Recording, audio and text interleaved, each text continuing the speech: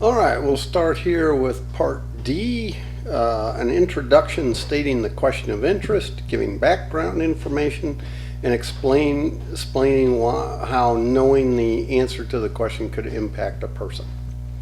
Okay, so we want to have some idea why anybody would ask this question. So let's look at our example here. Notice they put a heading of introduction, so makes it pretty clear they had that part. Now they write it as if they had done a study. You don't have to write it that way. You can write it as you would like to do a study and this is what you think you will need, because really that is what we're doing. Although in some cases you may do a real study. This was not a real study. But if you can get real data and do a bit of a study, that's fine. So they mentioned an observational study was conducted to investigate how participation in sports affect academic achievements. Okay, so they probably weren't as transparent on the question as they could be, but their first sentence does have the question, right? And that is they want to investigate this relationship between participation in sports and academic achievement. Now, to some extent, you could say, well, what sports, what participation, so they haven't really answered a whole lot. This is a pretty broad thing right there, but let's see if they narrow down their question a bit. So specifically determine if the involvement in athletics enhances or hinders academic achievement. Okay, so do you do better because you're in athletics or do worse? And so there they are narrowing it down, and then within the collegiate, student, athlete, and non-athlete population. Okay. So now they're starting to talk about that population and going back to this stuff, right? The question, and giving some background information. Now somewhere down here was something about the intended population, right? So they put that as part of their introduction, and that is absolutely fine.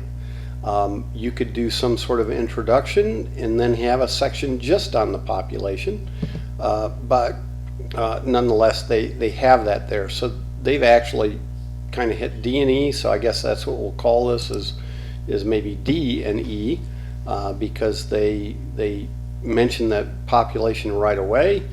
They say the target population of this study consists of students from Lindsey Wilson College. Okay, so that's the population from which they're sampling.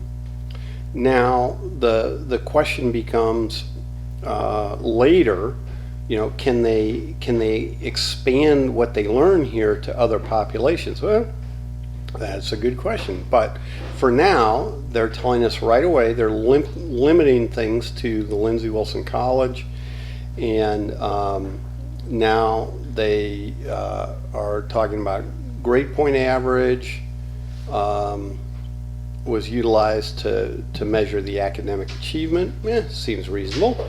And then they talk about the population a little more. This gets in somewhat into the confounding variables, and we'll come back to this again, but they say students with an average GPA of 2.5 or higher were considered. And so they continue with the background, and they say, well, when considering GPA between the two groups, student athletes and non-student athletes, there is generally a requirement difference. See, so that's why the 2.5, and they're giving us that background. So this goes somewhat into the confounding, but it is also background. They're letting us know that student athletes are required to keep a 2.5 GPA. And if they fall below that, they're no longer athletes. Well, so if you look at GPAs and you allow non-athletes to have 2.0s, well, you've already biased the population to be lower. And so they're going to require looking at just students with a 2.5 or higher, athletes and non-athletes.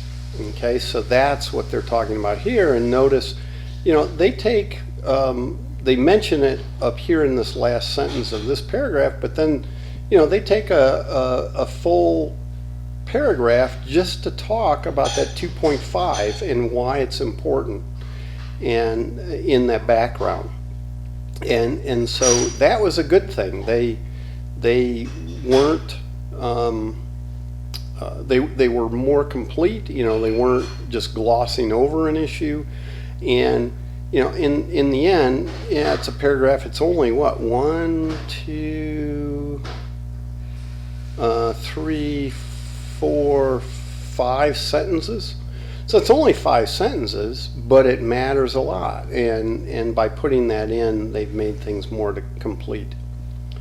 And now, to determine whether there's a significant difference, you know, so there will most certainly be a difference. The only question is whether it's significant, and that's what our hypothesis test determines. You know, so here they are getting in their introduction, they're talking about the variables. Now again, you don't have to do that necessarily. Again, you probably should say something. You know, here they didn't say what they were. They just said several were taken into account. Okay, well that's good. This question of interest is specifically tailored to determine whether the single variable, participating in a sport, is associated with academic achievement. And really, if they're going to say participating in a sport, they should probably go to GPA here, but the academic achievement is okay. So notice at the end of their introduction, they are restating their question, but they're being a bit more narrow here, and they're pointing out, you know, the single variable participating in sports, that's what they're interested in, and then the academic achievement. And many high school student athletes ponder, you know, continuing or discontinuing. This study could serve as a guide for students deciding whether they want to pursue sports while doing their college education. Oh, great.